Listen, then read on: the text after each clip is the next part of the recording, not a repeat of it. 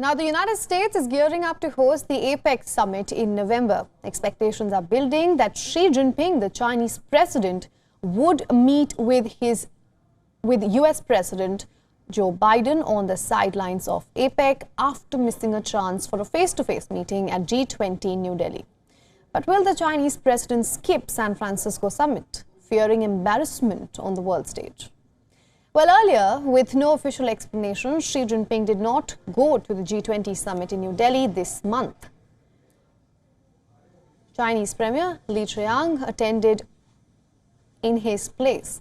The decision prompted the United States to say that China was giving up on the G20 and was building an alternative world order.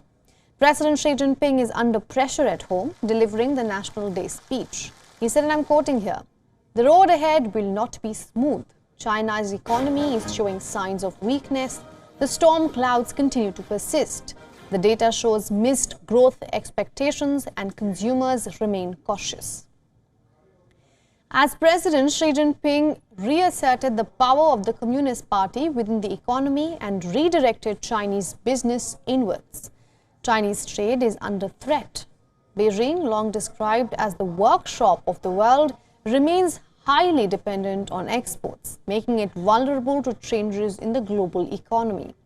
The threat of recession in the United States and Europe, combined with galloping inflation, is weakening international demand for Chinese products. And then there are signs of political turmoil in Beijing.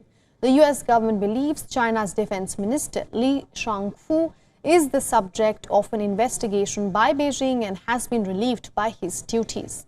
Earlier, Chinese Foreign Minister Qin Gang inexplicably disappeared and was ousted from his post in July. Now, China also replaced the leadership of its rocket force, the army unit that oversees its nuclear arsenal, in July, with its former commander, Li Yuchao, not seen in public for weeks before the change. Remember, the United States and China have one of the world's most important and complex bilateral relationships. Since 1949, the countries have experienced periods of both tension and cooperation over issues including trade, climate change, and Taiwan.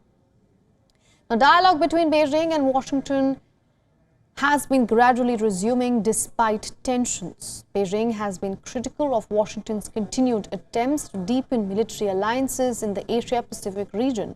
It has particularly disapproved of bases that the US military is building in the north of the Philippines, facing democratically governed Taiwan. Now, China has long advocated partnerships rather than alliances and is not part of any military bloc. Its sole remaining ally after the dissolution of the Soviet Union in 1991 is North Korea, to which China is bound by a 1961 treaty to come to its defense if attacked.